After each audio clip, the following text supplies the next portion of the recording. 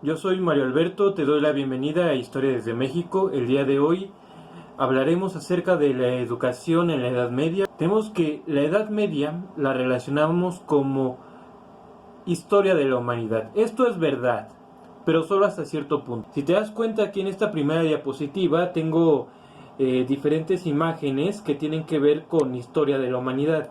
Aquí, por ejemplo, tenemos en un primer recuadro el Palacio Imperial que está en Pekín, China. Estas dos imágenes corresponden al reino de Aksum en África. Y esta imagen corresponde a la ciudad de Teotihuacán en Mesoamérica, la actual México. Estos edificios corresponden a la época medieval, sin embargo no forman parte de la Edad Media, porque la Edad Media es un periodo de historia de una rama de la humanidad, específicamente la rama de la humanidad que habitaba en Europa entre los siglos V y XV después de Cristo. La Edad Media es la historia de Europa. Y a lo mucho puede ser parte de la historia de Occidente, pero es sobre todo historia de Europa. Historia de Europa que abarca más o menos unos 1000 años. Y en 1000 años pasan muchas cosas. Por eso los historiadores hemos dividido la Edad Media en diferentes etapas. Está el Alta Edad Media, que es la primera etapa. La etapa de medio, que se le llama la Plena Edad Media. Y la Baja Edad Media, que ya corresponde al final de la Edad Media. Te presento el Imperio Romano. Por razones políticas, el Imperio Romano ya estaba dividido administrativamente en el siglo V, entre el año 400, entre el año 401 y el año 500. Está dividido en dos partes. La parte verde es el Imperio Romano de Occidente y la parte amarilla es el Imperio Romano de Oriente. Entonces, el Imperio de Occidente cae en el siglo V, es invadido. Y con la caída del Imperio Romano de Occidente comienza la Edad Media. La otra parte del Imperio Romano, el Imperio de Oriente, va a sobrevivir y se le conoce como Bizancio. Cuando el Imperio de Bizancio caiga, finaliza la Edad Media. Más o menos por ahí del año 450, años más, años menos, llegan muchos pueblos germánicos al Imperio Romano de Occidente. El imperio ya estaba muy debilitado, termina sucumbiendo su sociedad, su cultura ante estos pueblos germánicos que los romanos llamaban bárbaros. Con el paso del tiempo se va generando una nueva sociedad que es la sociedad feudal, que va a estar gobernada por la nueva nobleza de origen bárbaro, germánico, y por la iglesia. Estos van a ser los dos pilares que van a gobernar la sociedad medieval. Ahora, ¿qué pasa? El Alta Edad Media termina en el siglo X con dos eventos muy importantes. Los musulmanes que habían invadido la península ibérica en el siglo VIII formaron el Califato de Córdoba. Por los mismos años surge el Sacro Imperio Romano Germánico después de la muerte de Carlomagno. Y estas dos entidades políticas van a pervivir durante el resto de la Edad Media y van a ser muy influyentes tanto en la cultura como en la política y en la economía. La Plena Edad Media va del siglo XI hasta el siglo XIII. ¿Qué pasa durante esta época? Bueno, esta época se va a caracterizar por una lucha de los nobles y la Iglesia Católica contra la heterodoxia religiosa, es decir, contra las otras religiones y contra las herejías, contra las desviaciones de la religión católica. Entonces tenemos, por ejemplo, que en la península ibérica se da de una manera muy fuerte la guerra de reconquista en este intento de los reinos cristianos del norte de la península por recuperar los territorios que habían conquistado los musulmanes. Tenemos también las cruzadas, que fueron expediciones militares de varios reinos cristianos por recuperar Tierra Santa que había sido conquistada por los musulmanes. Y también tenemos otra cruzada, la cruzada contra los cátaros, una herejía que surgió en el sur de Francia. Durante esta época surgen las universidades también. Aquí tenemos una imagen de la Universidad de Oxford. Y surge también el estilo gótico, que es muy característico de la Edad Media. Surge entre los siglos XII-XIII el estilo gótico. Después tenemos la Baja Edad Media, que corresponde a los dos últimos siglos de de la Edad Media propiamente dicha. Entonces, en estos 200 años pasan un chorro de cosas. Primeramente, en el siglo XIII, la peste negra asola Europa. En el siglo XV, Juana de Arco ayuda a terminar la Guerra de los 100 años. Recordemos que Inglaterra invadió Francia y estuvieron en guerra continua por casi 106 años. ¿Qué más pasa? Los turcos otomanos conquistan la ciudad de Constantinopla, que era la capital del Imperio Romano de Oriente, Bizancio.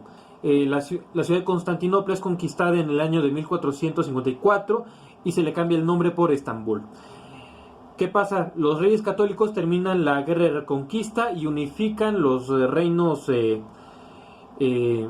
cristianos de la península ibérica bajo su mandato. Todos los reinos a excepción de Portugal. Y por último, a consecuencia de la caída de Constantinopla, se tienen que buscar nuevas rutas comerciales hacia la India. Entonces tenemos los viajes de exploración de portugueses y españoles, muy especialmente los viajes de Vasco de Gama y de Cristóbal Colón. Ahora hay que tener algo, el teocentrismo. Hay una institución que antecede la Edad Media, que pervive toda la Edad Media y que continúa después de la Edad Media, y esa es la Iglesia Católica, una institución religiosa. Al ser la única institución que sobrevive a la caída del Imperio Romano de Occidente, la Iglesia Católica se convirtió en la rectora de vida de la sociedad medieval. Entonces, todas las cosas, todos los ámbitos de la vida son interpretados desde el dogma religioso, desde Dios. Pero ojo, no es lo mismo a decir que Dios explica todo, no es lo mismo. Entonces, la religión tiene a Dios al centro y desde ahí se explica toda la vida. Eso quiere decir básicamente el teocentrismo. Estas imágenes tienen que ver con la influencia de la Iglesia Católica. Aquí tenemos la Basílica de San Juan de Letrán, la cual fue consagrada en el año 324, justo un siglo antes de que comenzara la Edad Media. San Benito Abad, fundador de los monjes benedictinos, fue muy importante para la pervivencia de la cultura durante la Alta Edad Media. Las abadías que fundaron los monjes de San Benito fueron muy importantes para conservar la cultura y la vida comunitaria. Y por último tenemos un ejemplar del arte románico que surge en los siglos posteriores a la caída del Imperio Romano, de ahí toma su nombre, románico, de Roma. Dios va a ser el centro de la vida, de todos los ámbitos de la vida en la Edad Media. O bueno, cuando menos esa va a ser la pretensión de la Iglesia Católica. Ahora, ¿qué es la educación? La educación, según Wichot, es el proceso de desarrollo del hombre, desde sí mismos y desde los otros. Es decir, la educación se da en todos los lugares donde haya seres humanos y donde esos seres humanos aprendan y desarrollen sus diferentes capacidades en contacto con los otros. La educación en la Edad Media va a estar dirigida a todos los ámbitos sociales y va a buscar que las personas sean buenos cristianos y que cuando mueran se vayan al cielo. Pero la educación formal, es decir, las escuelas que funcionan, son para los sacerdotes, para las monjas y para los hijos de los nobles. Quien no fuera noble, quien fuera un siervo, un artesano, pues la educación que tenía era muy limitada, era básicamente religiosa, piadosa y consistía básicamente en el aprendizaje de algún oficio para trabajar. Me voy a dedicar solamente a la educación formal. Esta educación formal tiene varias funciones. Primero es la función de reproducir. Es decir, la educación funciona para mantener al hombre vivo. Entonces, además de que los educandos aprendan los conocimientos necesarios para vivir, también van a aprender valores. Estos van a ser los valores cristianos católicos. La educación tiene también una función socializante porque ayuda a fijar los códigos de conducta y la forma en que los seres humanos se van a relacionar unos con otros. La función represiva consiste en censurar, en prohibir todo lo que vaya con el status quo. La función represiva de la educación tiene un alcance político y esto lo vamos a ver más adelante. La Inquisición tiene que ver con esto.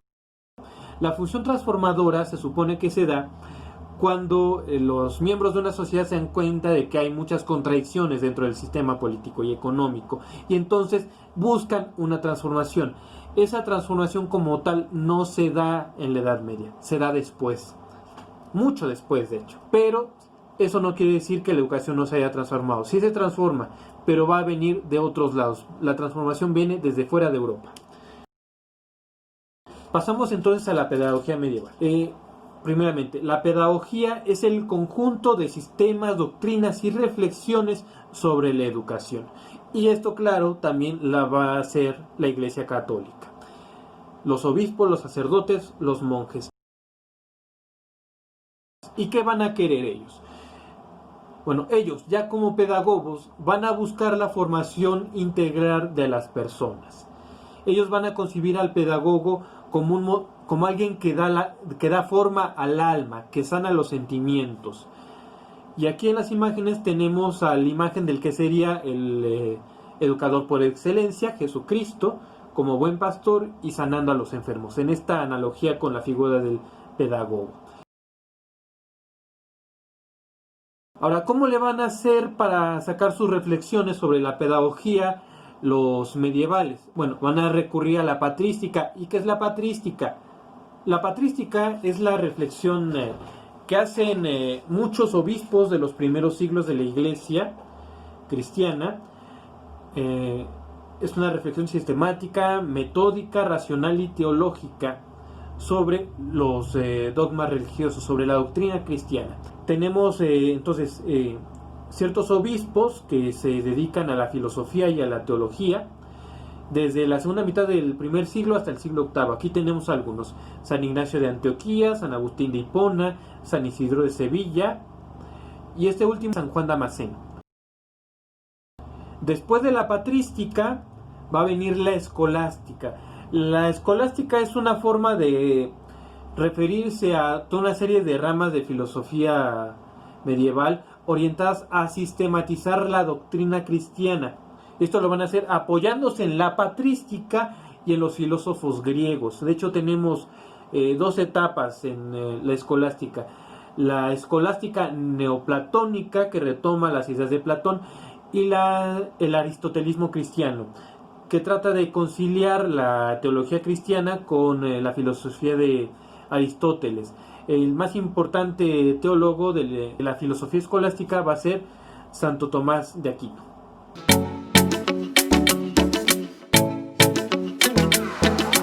¿Y qué herramientas contaban en la Edad Media para hacer estas reflexiones filosóficas y teológicas? Tenían las artes liberales. Las artes liberales, son 7 disciplinas, 7 ciencias, que se dividen en dos: el quadrivium y el trivium. El trivium consiste en el estudio de la gramática, la retórica y la dialéctica. La gramática, ¿a qué se refiere? Al estudio del latín. Así como actualmente cualquiera que quiera dedicarse seriamente a los estudios debe de aprender inglés, en la época medieval la lengua universal en Europa era el latín. Todo aquel que quisiera estudiar o llegar a ser sacerdote o monja tenía que estudiar a fuerzas el latín. Este estudio de la gramática latina se complementaba con la retórica, que lo podemos llamar como la ciencia o el arte de saber expresarse con elegancia y saber argumentar las propias ideas. La dialéctica viene después de la retórica, porque la dialéctica es el diálogo, la búsqueda de la verdad a través del diálogo y el debate. Hay que destacar algo: el trivium sirve para comunicar, enseñar y conservar el dogma religioso, junto con el quadrivium. Caso, por ejemplo, en las misas se solían hacer cantos. El más famoso es el canto gregoriano, aunque hubo otros como el canto mozárabe. Pero bueno. La astronomía, ¿qué tiene que ver con la religión? Dentro del cristianismo, la fiesta más importante de todas es la Pascua. La fecha de la Pascua se determina a través de cálculos astronómicos. ¿Por qué? La Pascua tiene que coincidir con la primera luna llena de primavera. Entonces, para eso se emplea la astronomía.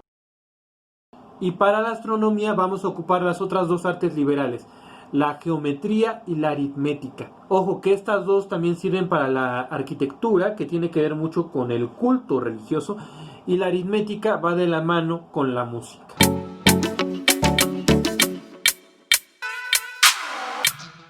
Desde inicios de la Edad Media tenemos las escuelas monacales, que son sobre todo las abadías de San Benito, el de las medallas. Ese es el creador de estas abadías.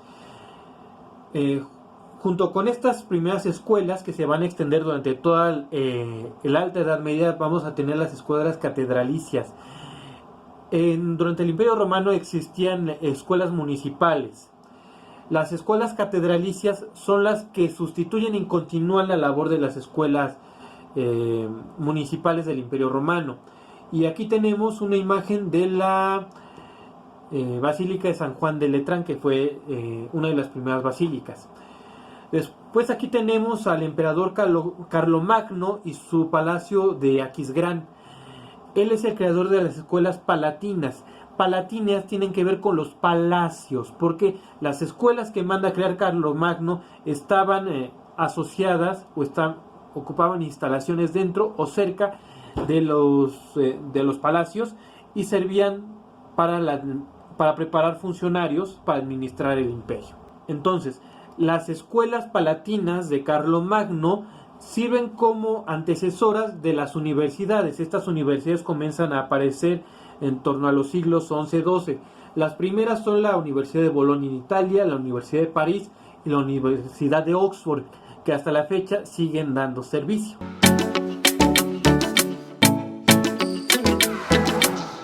Inquisición. ¿Cuál es la función de la Inquisición? Bien, si la que educa es la Iglesia Católica, tiene evidentemente una función conservadora, pero también tiene una función represiva. ¿Por qué?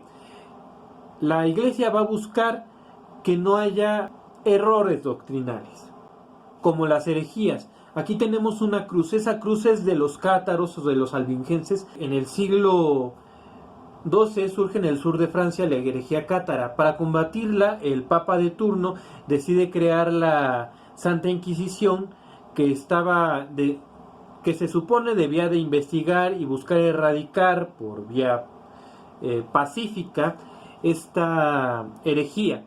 Como esta Inquisición no funcionó, ya en el siglo XIII el Papa Gregorio IX, que tenemos aquí, creó la Inquisición pontificia, que dependía de él, pero él se le encargó a los frailes dominicos.